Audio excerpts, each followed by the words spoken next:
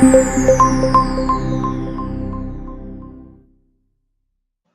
morning, everyone. My name is Mark Taparaskis with Microsoft, and welcome to Continuous Integration and Deployment. Today we have Gerald Verslaus from Holland to give us about introduction on CI. I'm not sure if it's CI and CD, but I'm sure he'll fill us in on all the acronyms. So go ahead, Gerald, take it away, please. Welcome, everybody, and thank you, Mark. Like Mark said, my name is Gerald Verslaus from Holland, and thank you very much for having me here for this Xamarin University Guest Lecture. I'm really excited to be doing this. I really think Xamarin University is great. I graduated from it only last month, so I'm a certified developer as well. And so I'm very happy to be able to contribute to Xamarin University in this way, and yeah, to show you something awesome, I hope. So let's get started. First, let me tell you a little bit more about myself. There is some info if you want to contact me later. I'd really love to hear after this session what did you think of it. So these are ways to contact me. Like I said, my name is Gerald. I'm from Holland. Right now I am a senior developer at a company called Cambit. There I develop basically anything on the Microsoft stack, but I am mostly focused on building apps with Xamarin for a few years now. Also, I have my own company with which I am trying to invent that $1 million app, so I don't have to bother with working for Cambit anymore. I like your goal. So, your $1 million app. You need to set your sights higher. Go for $2 million. Yeah, right. Can you unpause your screen share? I think we're still on the title slide. That is a shame. So here we go. Excellent. Now you see me, right? Okay, great. Thank you. That talks a lot easier. Okay, so this is me, and here's my contact info again. So I work at Cambit, as I was trying to show you, and also my own company with which I'm trying to invent that $1 million app. And like I told you, as of last month, I'm a Xamarin certified developer, as you will be soon, hopefully, or maybe you already are. If there are any questions, just type them in the chat window. Mark will notice and he will interrupt me if necessary. Maybe I'll see it before him, but just ask questions right then and there so I can jump into them right away. Okay, so let's get started then. Today I will be talking about CI and CD. That's how you could call it, Mark. One note on beforehand, I will probably use the terms deployment and delivery after each other. Technically, they are both different things, but I will be talking about it as one thing. I mix them up all the time. So deployment, you could see technically the term would mean that you deploy your app every time it's built, basically. So you have proof that you can deploy it every time. You don't have to do it, but you can. And delivery is basically that you continuously deliver your app to some form of end user. So that can be the actual end user, but it could also be beta users or something. Now that Microsoft has bought a hockey app, I think last year, and Xamarin this year, they suddenly have this awesome tool set and they are a very big player in mobile development, and if you mix in the TFS they already have, they now have everything in store to provide you with the best tooling you can imagine for setting up your own CI and CD, and it's all free as well, so that's awesome. I'm going to show you this today. I hope you will like it, and you can, because it's free and it's all available today, so you can go out here and work with it immediately. This is the case I will be using. We won't be doing any code or in-depth app showing. But just so you get a little idea of the app we're trying to work with, so you won't wonder what this name Boodschappie. It's actually Dutch, so you probably wouldn't understand it. What it means. So let me quickly go over this. Boodschappie is a little app. Me and a couple of colleagues are. This could be the $1 million app, by the way. We are setting up. It's a fairly simple app. It's for creating a shopping list, a common shopping list. So everyone can request a couple of groceries for someone which is going who is going to the supermarket, and then they have this one list compiled, and they can scratch off what they got and get groceries for the whole company instead of just going all out themselves. So that's some basic background info on the app I will be demoing with today, although you won't see the actual app. So this slide you've probably seen before if you have followed some Xamarin sessions before. Xamarin is a better way to build, test, monitor with the complete suite underneath it. And today I will be showing you mostly about integrating and a bit of monitoring. I will also hit a bit of test cloud, but I won't go deep into that. So continuous integration. CI stands for the process of automatically building and verifying that it still builds. You all probably have encountered the "it builds on my machine." You are working on your code, it works on your machine, and that's great. But if you're working in a team, that's not going to cut it. Or if you do a clean checkout one day, you find out that it's not working. So as a developer, you want that kind of feedback on your code ASAP. You want to know if your code still integrates with other code that developers are working on simultaneously. Another thing that happened to me, I don't know if it happened to you, I can imagine, that the source control system didn't notice that you added a source file. So when you check in, it doesn't get committed, and it doesn't build when you check out the next time. Or even worse, if you do a clean checkout and you deleted your local repository, then your code is just poof, it's gone, and you'll have to do a lot of work again to get it building again. Also, if you have unit tests, then you can run them automatically as well. So then when you have created some new feature, you check it in, and you will get notified if unit tests fail or not, if they're still working, which tells you if everything is still working as expected. So that feedback loop you want to have as close as possible. You want to know within minutes if your app still performs to the standards that you have set for it.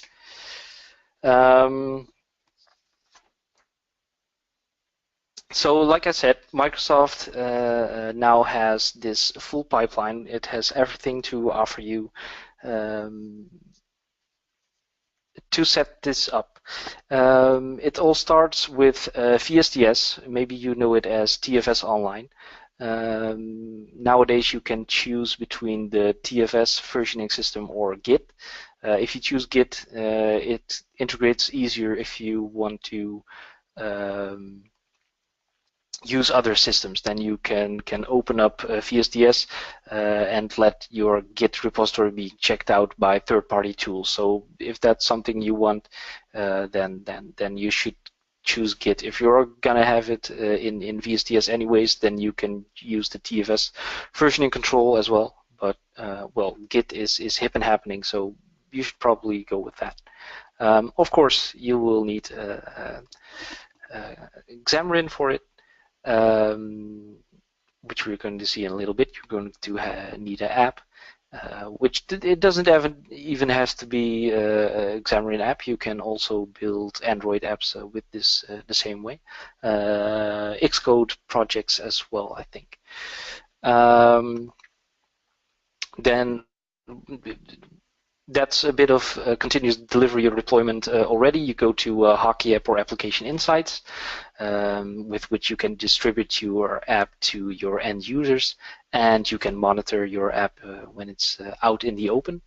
Also, there is, of course, the test cloud, which nicely integrates with all the systems that you see here. But it's optional. It's up to you. You need to make those tests and integrate it into your pipeline. It's optional. We're going to see a little bit of it today. So VSTS is awesome. It's like I said, most of the tools you're going to see here today, they are free to some limit, to some extent.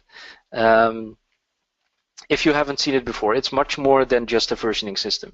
You can do so much more with it. We won't see most of it today. You can use it for creating your work items, assigning work items to people. You can have the best traceability you can imagine if you keep everything in VSTS. It's very extensible. Microsoft now added a marketplace to it, so developers can go out and create their own build steps, as we're going to see in a little bit, or widgets that you can place on a dashboard.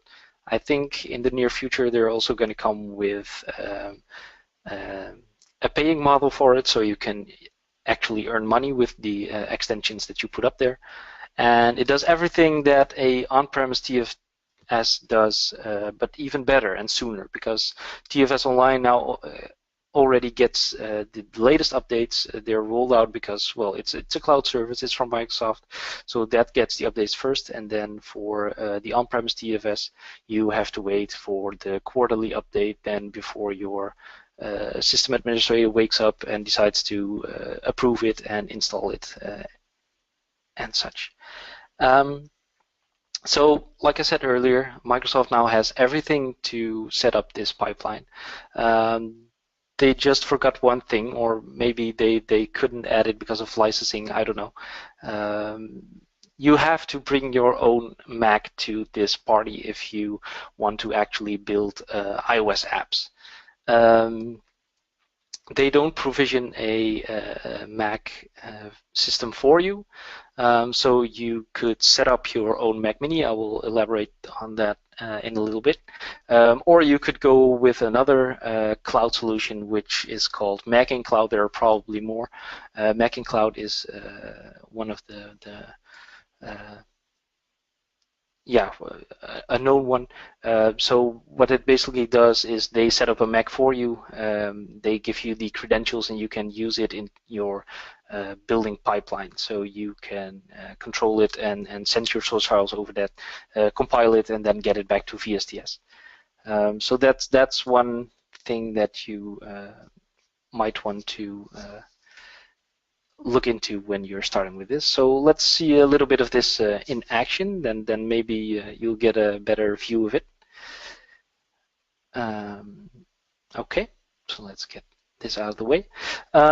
If you haven't seen it before, this is Visual Studio Team Services, also known as TFS Online. This is actually the first that you'll see. This here, you see all the projects I've been working on for myself. There are probably a lot more. This is just the recent ones. So if I go into this Boodschappie one here, you go to the actual project dashboard. Like I said, this is completely to your own imagination. You can add all kinds of widgets, which can also be here added from the extension gallery. If you're really good, you can add extensions for yourself. And if we look here, you already see some things with what has to do with building your apps. So you can also see it up here. You have code, work, and build, and release, as we see in a little bit. So let's go to build for now. And here you can create something which is called your build definition. With your build definition, specify which steps you're going to take to build your project and what's going to happen to the project. So if we create a new one here, you see there's already a lot of templates available. You can create an Android app or do something with Azure Service Fabric application, a universal Windows platform, and here you have the Xamarin ones and even the Xcode one. If you're feeling hardcore, then you can go for a completely empty one and build it for yourself. It doesn't matter what you choose. It's like a Visual Studio template. It's just it doesn't do anything more than set up a couple of default steps for you, but you can completely customize it afterwards. So if I here choose a iOS one, and you can do some settings for the repository that you want to use. As you can see by the icon here, I'm using a Git repository for this project. You can choose whatever branch you want.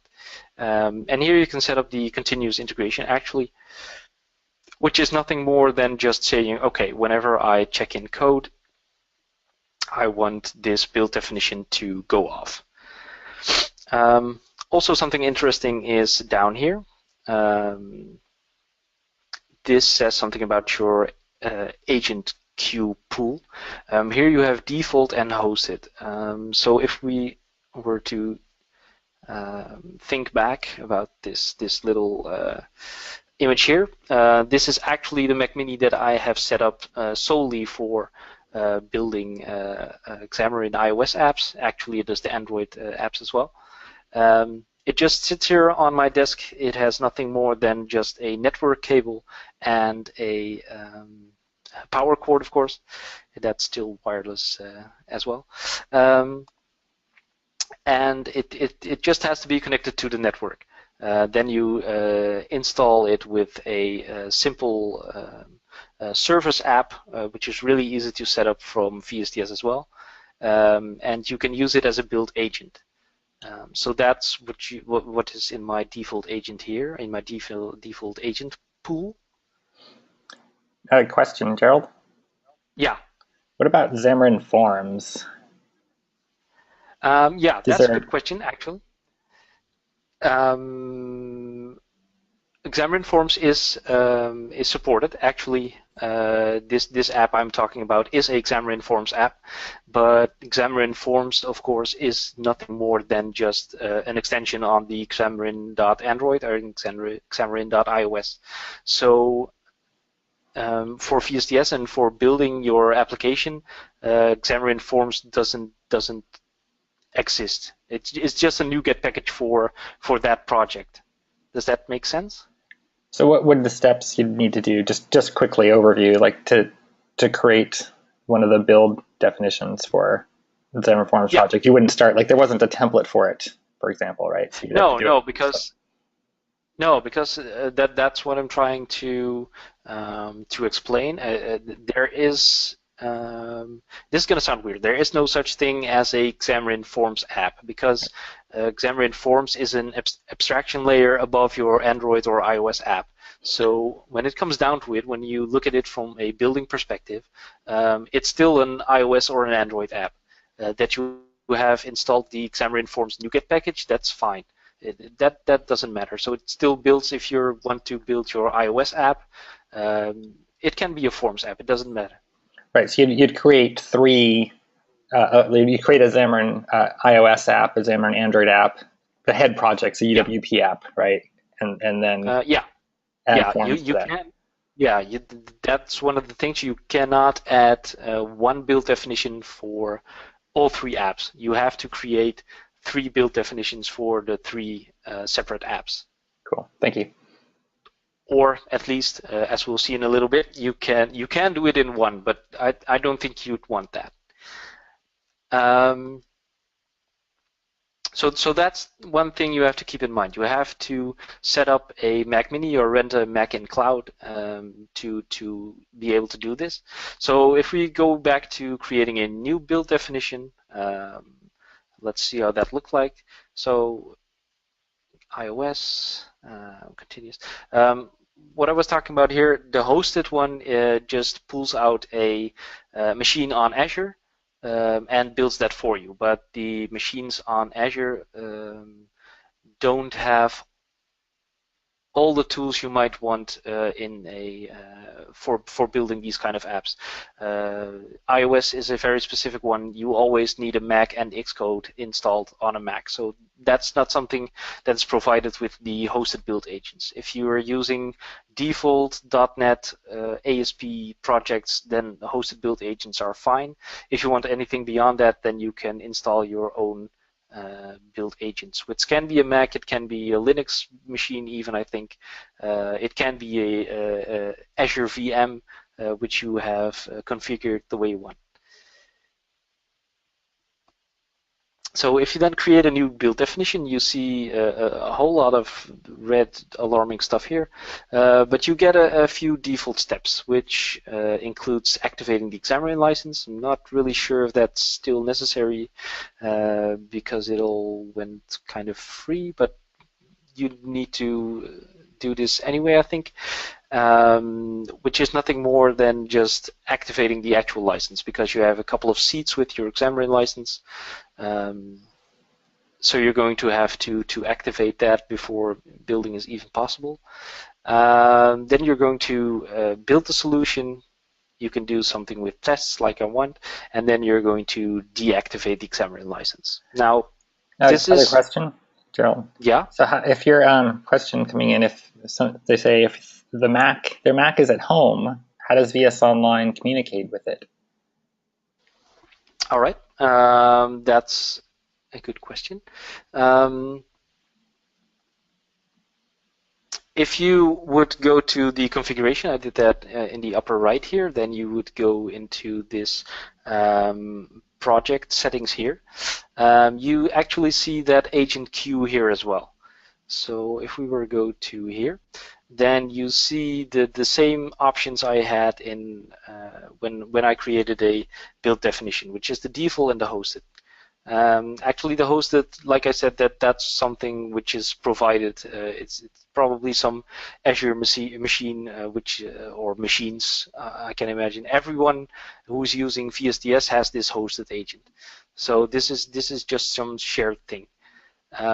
You can create new pools with any name you want. I just chose the default one. It's automatically there. And as you can see here, this is the Mac. This is the actual Mac that you see in the image here, which sits on my desk at the office. So what I would just do is say here, download agent. I'm actually on a Mac now, so if I say download agent here, it will see that I'm on Mac OS. I can download it, and it gives me some instructions on how to configure the agent. It's literally 3 steps, and you've got it running. So that's it. And then it will, I don't know, let me see. I think that if you download it here, it already incorporates the settings file, which will connect to my my own Visual Studio account. So if you do that, you will see it here in this list going up, and you can use it as a build agent. Cool, thank you. Okay, so this is an empty build definition. I could go configure this all here, but let me just delete this one and go to one I've set up before. Here you actually see a configured one. This is the Android CI, so this one goes off continuously. Whenever I check in code, this goes off. First thing you see happen is to restore the NuGet packages, which is a very logical step. I don't have much to configure here. You see here in the middle, you'll see all the build steps that it's going to take. And when you switch over, you see on the right hand all the options that you have to configure. Some of them are required. If you don't set them, it will turn red again. And whenever you, whenever you do fill it in, then it stops complaining. So depending on what step you have here, you can configure everything about your build process.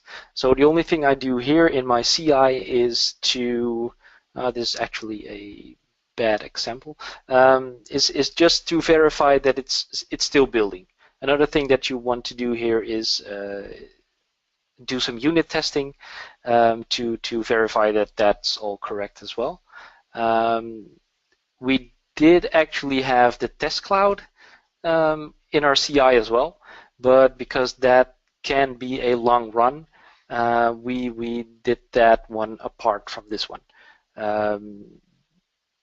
For some simple tests, you would be running it for 15 minutes at least.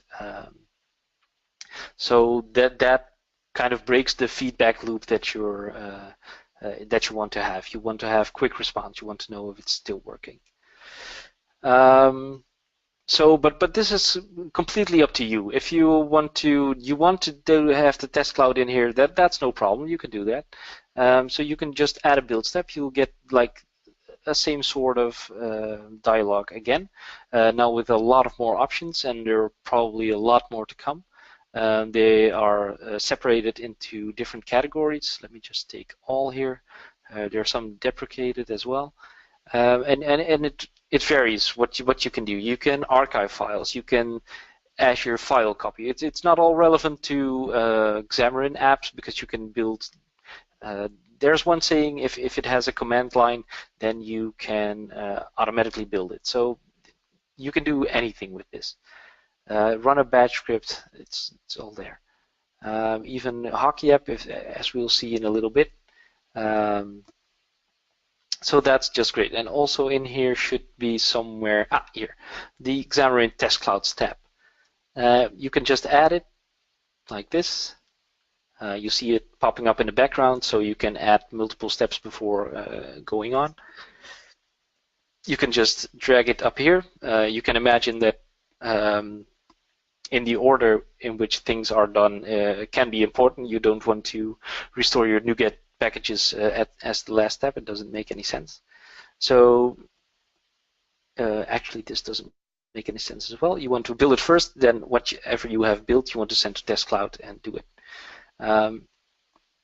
So also here you have some required fields that you have to set up. Your app file, it seems a bit important. So in the case of Android, that would be your APK file. Your team API key, which is the API key from Test Cloud. Your user email address, devices, which is a base 64 kind of string for which devices you want to test, etc., etc. We will see more of this in a little bit. So if I look at another one, we have a nightly build as well. Actually, let me explain this. What you just saw was actually compiling your build definition. What you see here is the actual build runs. So this is a nightly, so we would expect that it runs, well, every night, 29, 30, 31, up to 16 hours ago we got another version. And if we were to go into this is the actual run of this build. So here you see the version number, which is something you can automate as well. And here you can see all the steps that are also in this build definition. Together with, if I click one, you will see the log coming up. And if something went wrong, you can find out what went wrong here. This should look familiar if you ever looked into the output window of your Visual Studio. You can also download all logs as a zip.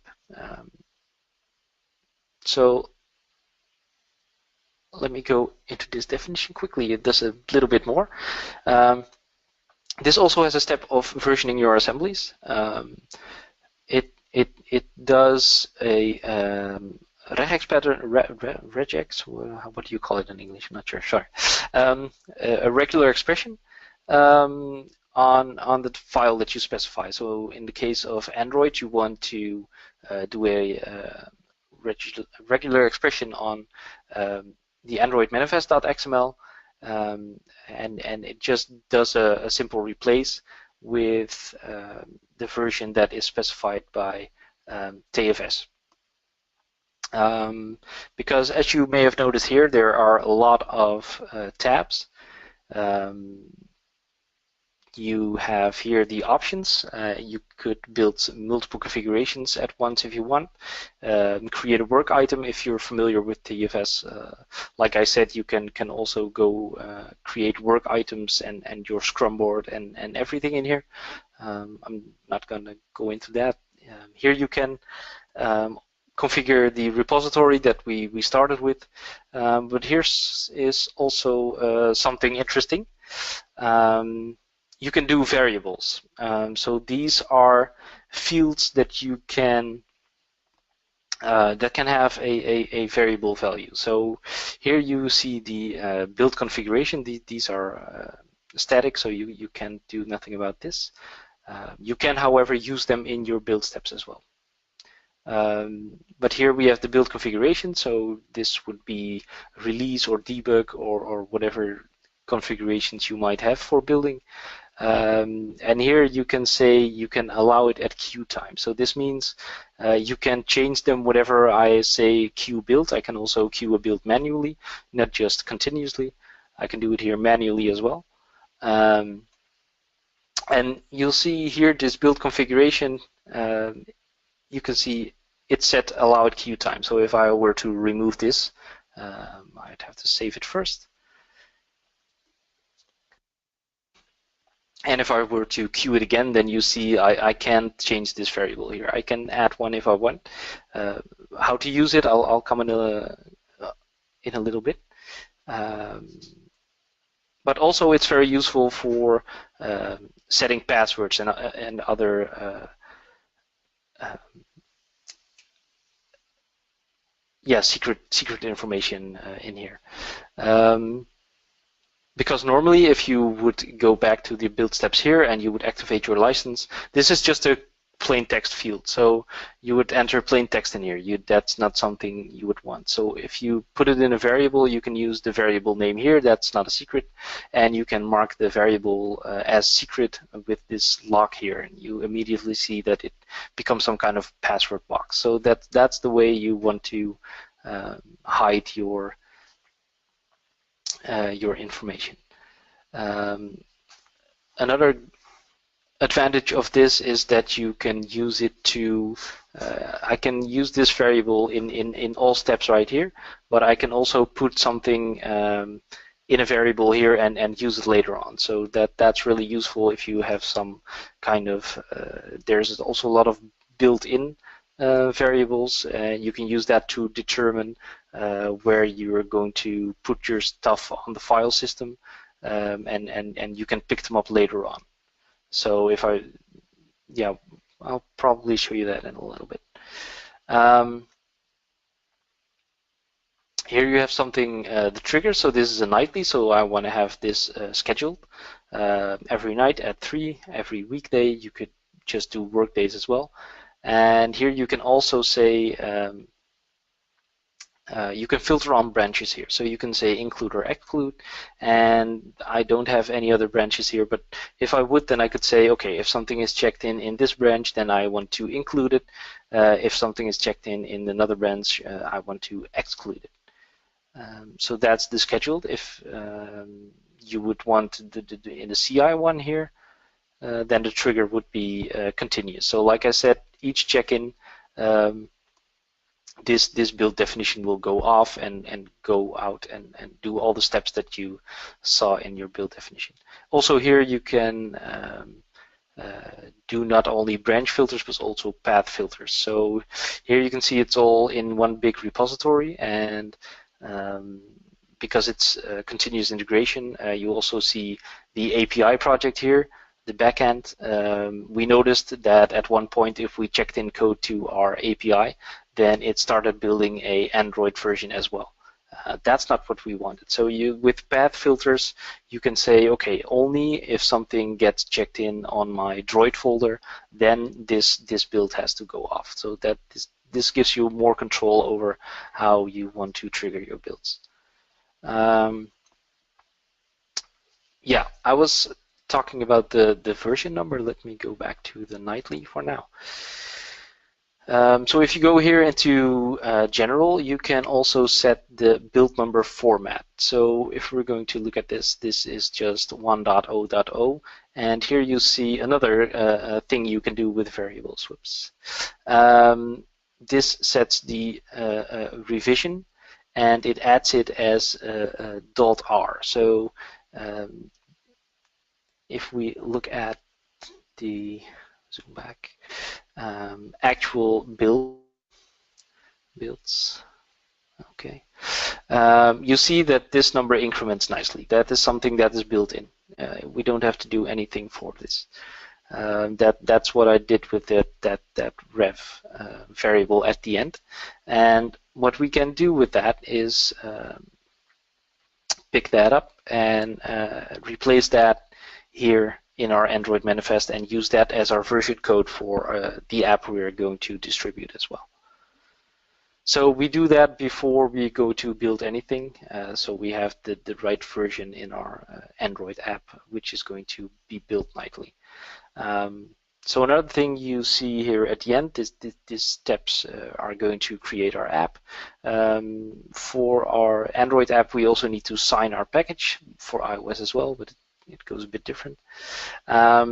And here the last one is something interesting as well. You see here publish artifact. Artifact is a term in continuous integration land that is used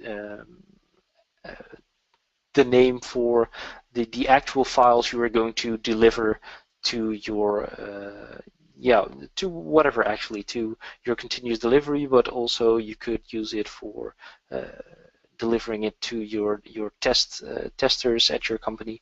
Artifacts are the actual binaries that you are going to deliver. I'll show you that in a little bit. Actually, let's show you now.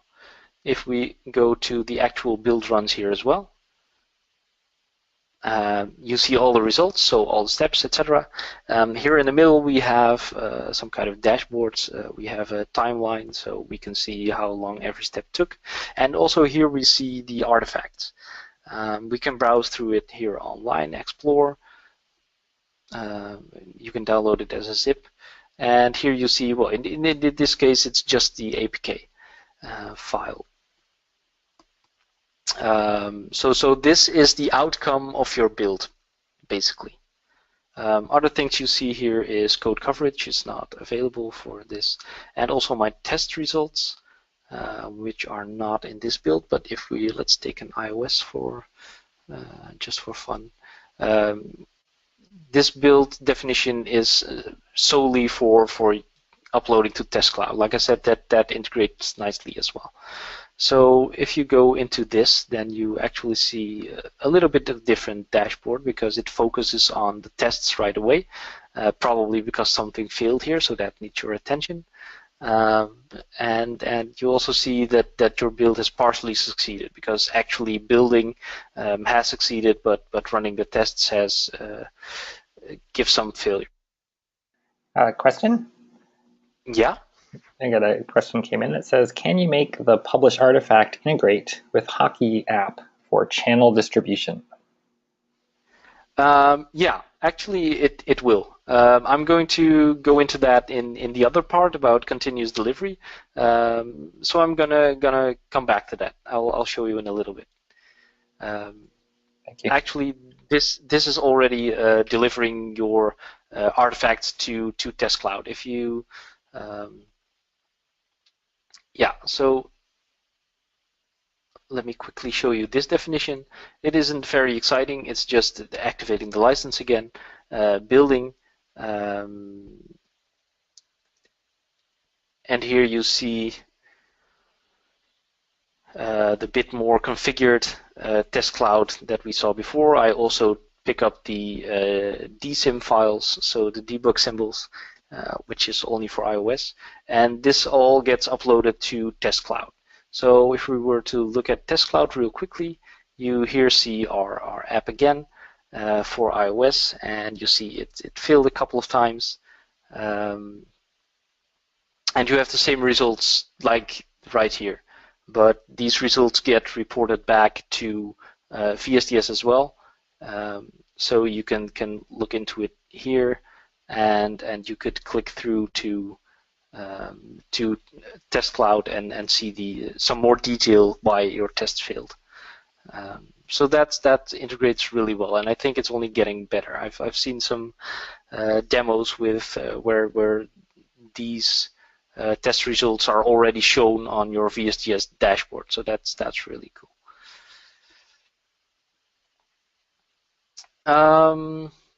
Okay. So there's one thing we learned from this already, because like I said, we had this CI build set up, and it, basically every time we checked in, there was also a new beta version, which is like in the continuous delivery mindset. That's great, but there are being this a side project. You don't want to have any builds if nothing really happened. So we were checking in code, and we were every 5 minutes we got a new version, and we were saying, okay, maybe that's a little bit much. So we took the delivery into a nightly one. So now every night we get a new version, but not with every check-in. But that's really all up to you, how you want to configure it, and you can make all kind of variations for that. It's very flexible. Before we leave this, one last quick question just came in. So the when you're doing the Xamarin part of the build, there was like an activate, deactivate, I think the licensing steps. The question is why is that necessary if Xamarin's free now to build? Is that just a legacy of? Yeah, actually, I think I just made a new build definition, and it's still in there by default. So it probably is a legacy thing. Well, let me just check it now live. I'm feeling adventurous. So here, this little box here, this is a control box every build step has. So if you think, okay, I want to continue an error because it's not really an important build step, because maybe you're just cleaning up something, it doesn't really have to fill on that. You can turn that on or something, but it also enables you to just click it off here, and then you have to save it. And well, let's just see what happened when we don't activate the license. Then we'll see quick enough if it still works or not. So what you see happening now is triggering an actual build. This also works while you are away. If I were to close this, then it works as well. And this is actually what happens when I check in code for now. So again, this should look familiar because this is exactly the same output that you're getting in your Visual Studio output window. And as we can see, we don't need to activate and deactivate our Xamarin license because it works perfectly fine. Excellent, thank you. Okay. And just to note again, you see it again here, the Mac Mini. Also, my Android build runs on there, probably because I was lazy and it was set up already.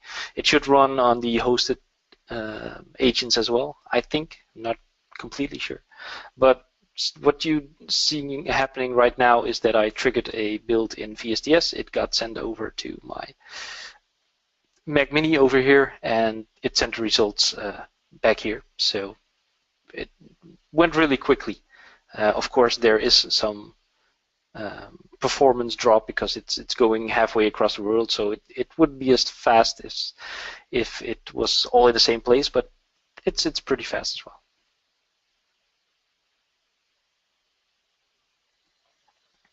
Oops. Yeah. Okay. So continuous deployment. Like I said, I have even in the slides, I'm not very consistent. I'm sorry. So deployment is always a tedious thing to do because I don't know how it is with you guys, but at our place, then the guy which is going to deploy our stuff comes at our desk, and we have to be backup available for calls because they never get it right at once, because you always forgot this one config file edit that you didn't supply him with or whatever. So it's really a hard thing to do. And the weird thing is that deploying from development to test to acceptation, we can all do that automatically, that can all be automated, that's fine. But if we go to production, then we want a human to control that. And basically, I don't understand that, because that's like not the smartest thing to do, because machines don't make mistakes. If there's a mistake in your deployment process, you fix it, and if you run it 1,000 times after that, it will just follow those steps and it will all be all right. If you put a human between that, he had a bad morning, his coffee was bad, and he makes mistakes. So he forgets something and your deployment is gone. It doesn't work right. So don't be afraid to deploy to production as well. That's all I'm going to say. And it always comes, management can come to your desk as well, and they want to demo the new features in your app, like right now. And you're knee deep in some developments, and you have to roll back like half of it to get a version which is demoable. This can help you with all that. So also, if you're a bit like me, then everything you have to do more than once, then you going to automate it. So why not with deployment? For this as well, you get early feedback, not just from a technical perspective, is my stuff working, etc. But you also can collect feedback from the end users if you want to go that far. If you distribute versions to your end users, they can provide you with feedback like, oh, I don't like that color, or the button may be better here, or this isn't working. You can get that early on in the process and not just work for a year on an app, release it, and then get a storm of bad one-star reviews. That's not what we want.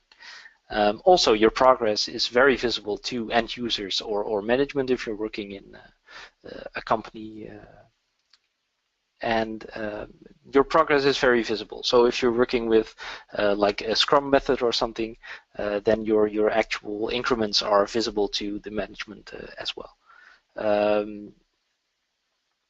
If you would use continuous delivery all the way to the end user, then you can also have earlier benefits, because you have this minimum viable product that you're shipping out, and you're adding value to it with every increment that you deploy to your end users as well.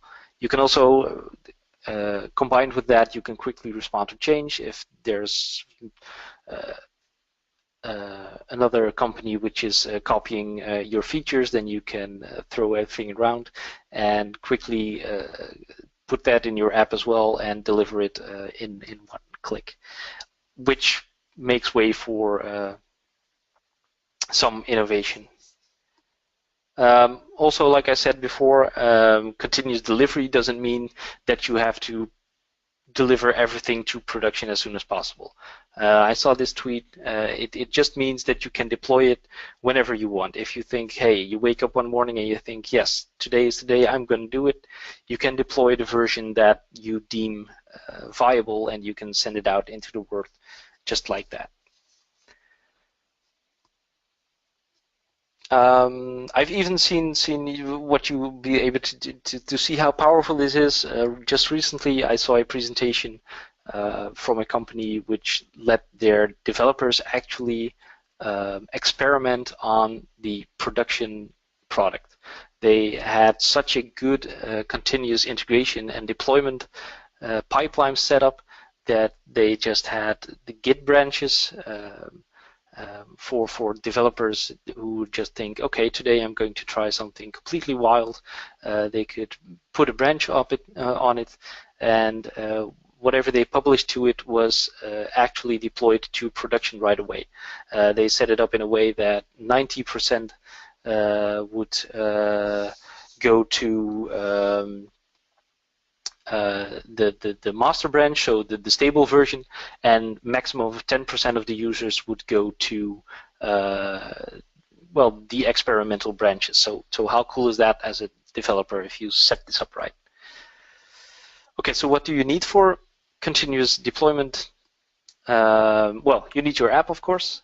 continuous integration. Without continuous integration, actually, continuous delivery or deployment doesn't really have any use. You'll lose all the benefits of that.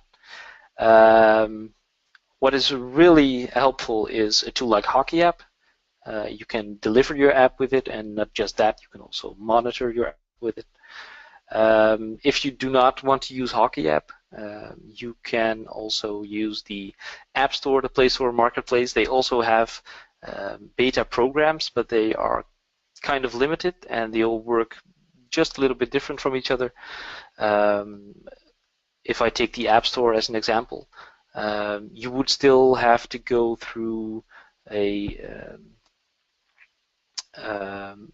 checking process. Apple still wants to look at your application, even if you want to create a beta version. So if you want to quickly push it out to the users, it's kind of hard to do that through the App Store. Although it's getting better the last few weeks. But I think it's better to do it in a unified way, collect your feedback in one way through Hockey App, so your users don't have to get used to a lot of different tools and things. They just have one entry, which is Hockey App. So how do we set it up? I'm going to show you in a little bit. It's very similar to build definitions, actually. The one thing they did add in the release definitions, that's the continuous delivery part of VSTS. It offers environments. Environments are actually nothing more than a label in which you can specify build steps as well. So you can roll out to Hockey App in there. You can even run your tests again if that's what you want. But the advantage of using environments is that you can set up a chain of command with it. So I can assign users which have to sign off on release to a certain environment. So let me show you in a little bit. It will become clear. It also supports the same tasks, so again, it's very similar. You can do everything what you did while building and vice versa. And you can automatically set it up, if you're brave enough, to release your app to the App Store.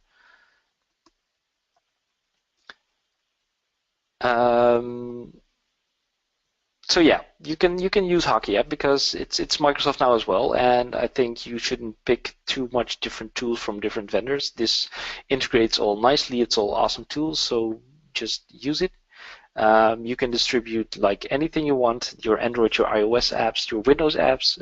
It goes outside of the app stores, which brings, of course, some risks with it, but hey, you roll it out yourself, so you know what's doing, right?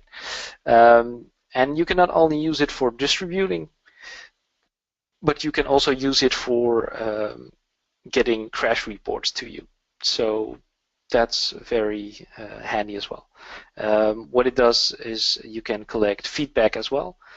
So not just when the app crashes, but also you can enable users to just send you a bit of feedback like, hey, nice app, but are you sure you want to make your app blue and not red? So that's things they can send back to you as well in a unified way.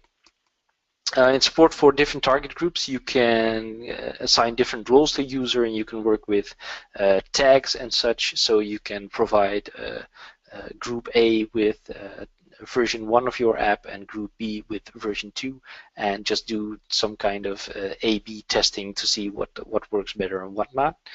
And the upside of all this is that you do not have to wait for the review process. That is especially in when you're creating an Apple application. So okay, how does that look like? Like I said, we have these tabs in the top here. So now we've focused on build. Now we're going to look at release. And here you see similar things already. Here you have these release definitions, like I said. Again, here you can create one, you can import one as well. And if we create one, you can select a template. It's far less than what you saw before. Again, you can create an empty one because you don't see any Xamarin prefabricated templates here. So we're going to have to start with an empty one. But let's have a look at one I've set up already, because an empty one is just that, an empty one. So this looks very similar to what we've seen at the build part of VSTS. Like I said, we have these environments here, which you can add or clone from this one. I've labeled it. It's got one tasks. It's called tasks here. The build steps from before. It's now tasks. And as you see, if I click on it, you see the same categories and the same deprecated packages which are in here. So you can literally do anything that you can do while building as well. So if you want to directly distribute your app from the building process, that's fine. If you want to do everything from here, that's fine too. Like I said, the only advantage you have here is when you set up an environment. I just have one here. You can assign approvers. So that's one of the main advantages here. And you can see you have a couple of configuration settings you want to set up before it's deployed to this environment. In this case, it happens automatically, but I can also specify users. So if I would enter the name of a colleague here, I could say, okay, Stephen is the one who has to approve this deployment, and only then it happens. You also have some more options. You can say that all users have to approve. All users have to approve in the sequential order. So if I were to put Stephen in here and I have another colleague called Ben, then first Stephen would have to approve and then Ben would have to approve, and only then it goes to the next environment, and only then it will get deployed.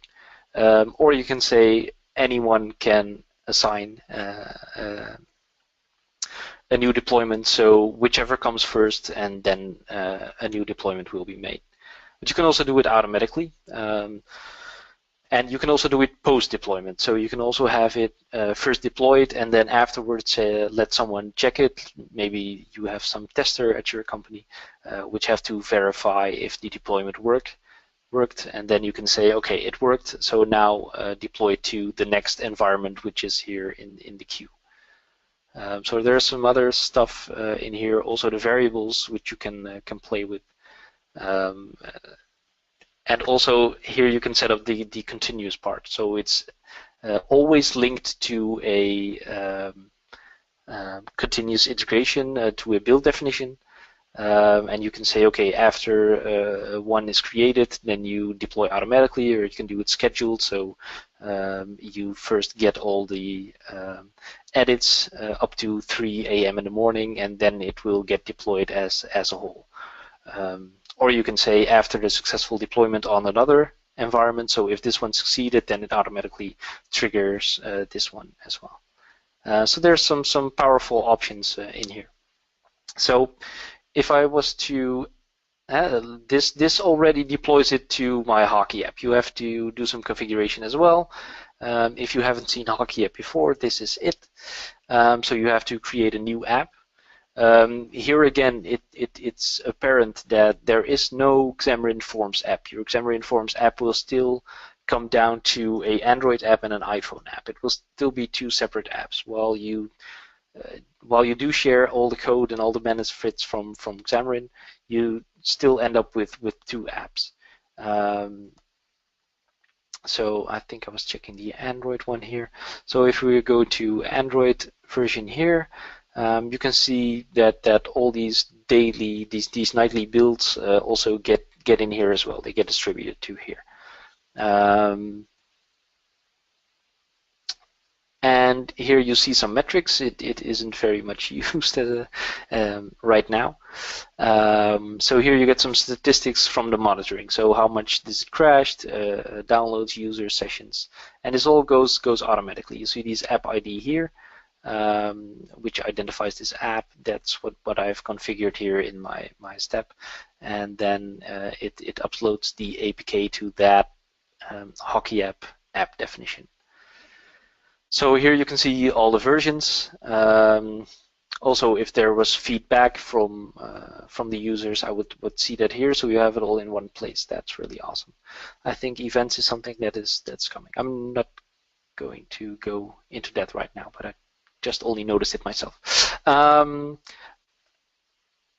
So that's awesome. And then if you would also have my phone right here.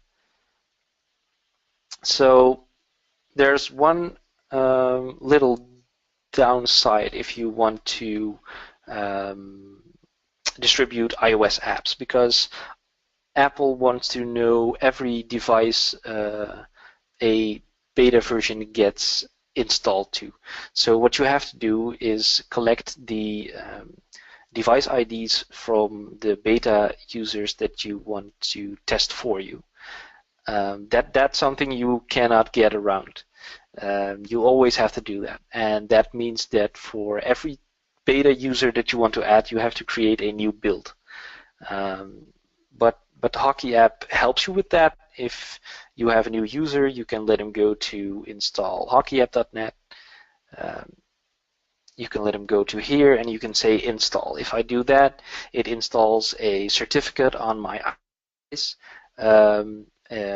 after entering my passcode and such, and then it will report my device ID back to Hockey app.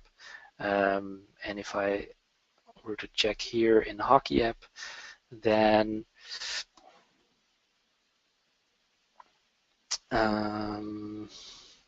oops, I can see my, oh sorry, this is not going to work for Android, of course. I can see my users here, and if I would go to myself, you could see the UDID right here. So this is the ID I have to add to my provisioning profile for my iOS app, and after that, this user, which is me in this case, can install the app through Hockey app as well. Got a question? Yeah. So another question just came in. This one's a little bit longer here, so let me just read it to you. If we create multiple environment builds using build configurations in our app solution, do you recommend we use the multi-configuration feature in the build definitions, or would it be better to separate them out by release definition? In other words, is it possible to specify the build configuration differently per release definition? Yeah, that is something that you could do. It's a matter of taste, actually. You could actually do the multi-configuration build, but for clarity, I would just separate them. So that you have your build reports, your test reports, etc., all in their separate definitions. Because if you would go for the multi-configuration options, then all the outcome would be aggregated into one big result pile, and you would have to go through them and see, is this about my iOS app or my Android app, and where are these results coming from? So in my opinion, you would want to separate them. Okay, cool, thank you. And one more just came in, quick one. Is there a maximum number of users for iOS? I think there is a maximum of 100. Yes, there is a maximum. I think it's 100. I'm not 100% sure, but there is a maximum. But before you're going to hit that, your app should be awesome. So I never hit it until now. Yeah. All right. Another one. How does your release definition know about the build version you want to release? Makes sense. Yeah, certainly. Okay, that is something you can configure for yourself with these environments. Because, okay, this one goes to Hockey app and it goes all automatically. But if I were to say, okay, this does not go automatically, here are the deployment conditions, no automated deployment, and I save this at the time that a new deployment can be made, you have to go in here and say manually, okay, I want to release this one. Or if this is one environment and you're okay with this going to a hockey app, but you want to create a new environment, which is empty, and do not deploy automatically. So I would have to deploy manually if I do this. Select Queue agent, and I would go in here. This is actually something I wanted to show as well, because there is no step by default to publish it to the Android store.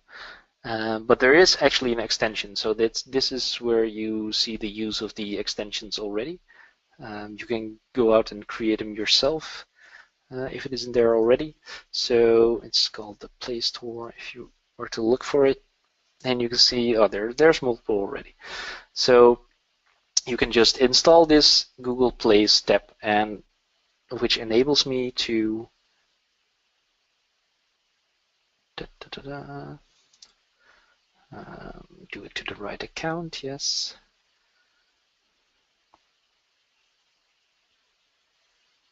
Okay, this takes a second or two. Okay, so let me explain this while it's working here. What we're going to see in a minute is that the step to release it to the Play Store is going to show up here, which should be now. There we go. There's actually some other stuff you can do here, but if I just add the Google Play release, so there's some other stuff that you have to configure here, which should be pretty straightforward. You can, so I'm sorry. Whenever the hockey app one succeeds and you configure this do not go automatically after this one succeeds, you would get a notification, and you would have to come in here and say, okay, now I want to release this version to, well, whatever you have specified here. In this case, it would go to my Google Play production account. So then you have full control over which version goes to production or not, or you can just say, okay, not this one, skip this release.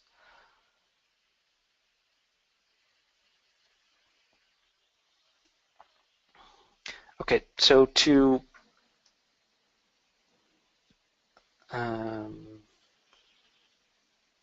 continue with the bit of hockey app, whoops. After a user has installed this one and you as a developer have taken this UDID into the provisioning profile for the app, you can now go to the hockey app dashboard, because when you install it, it automatically lets you create an account. So I can see all the apps that I actually have here in my account as well. But well, only the iOS one makes sense here. So if I would tap on that one, then you can see, well, it's kind of like App Store-like, right? So I can see what changed in this version if I had entered it. I can see the history, so you can see all my nightly builds here, which all of them don't have release notes, and I can submit my feedback here if I want to. So I could say, hi, great app, and that should show up in my dashboard. But I can also, this is weird because I haven't even installed it and I'm knowing it's great already. So maybe I'm a little biased. So I install it now and it says, okay, you should see it on your Springboard right now. So if I go back in the lower right, you can see it's loading.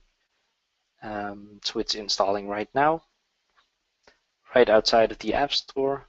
While it's doing that, let me check if I have any new feedback here. Oh, wow, great. Someone who likes our app. Oh, that's awesome. So it's all just integrated really nicely. And you can also have this feedback. I don't have it configured right now, but usually your feedback will be some kind of bug or something. So you can set up this feedback to automatically create a work item in your VSDS as well. So that's really great. You have your feedback from your users right back in VSDS, and you can check in code and associate your work items with it.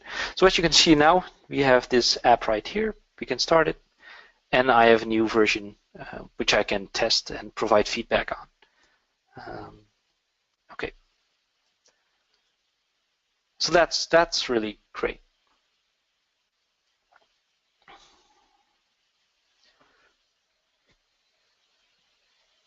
For iOS, it looks kind of the same. It's a bit no, it's actually not different because we're deploying to a hockey app. There's this one thing.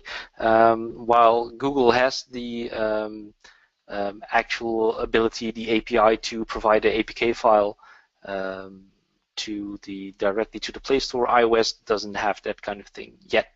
I hope they will in some future, but I'm not sure. You have to go through the application loader right now, and seeing Google's history, they're not really happy about opening up that kind of thing, but who knows, maybe some extension will show up created by one of you to deploy my app to the App Store right away.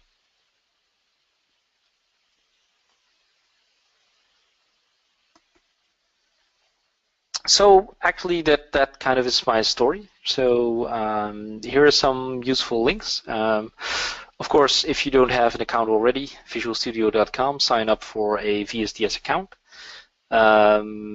It's free up to 5 users, I think, from the top of my head. Also, if you have a MSDN license, then those accounts don't count toward the 5 user accounts, so you can work with all your colleagues. Hockey app, free as well. I think you can create 2 apps for free. So if you have one app and a Android and an iOS version, that counts as 2 apps. Above that, there are some plans which you have to pay a little money, but it will pay itself back by the ease of using the ease of distributing your app through to your end users. Also, Test Cloud, didn't really go into that, but it's awesome. Go check it out. It's really powerful. And there are some blog posts on the bottom by myself about this subject as well. So I'll send over these slides to Mark by the end of this session, so you can check these links for yourself. It's bit.ly CICD -1, 2, and 3 for your convenience. So thank you for your attention, and I hope you have learned something from all this and that you were enthusiastic to go out there and try it all for yourself. Like I said before, please reach out to me and let me know what you thought about this session. And Mark, are there any more questions at the end? Nope, your question window is clear. Thank you very much, Gerald, and thank you everyone for attending.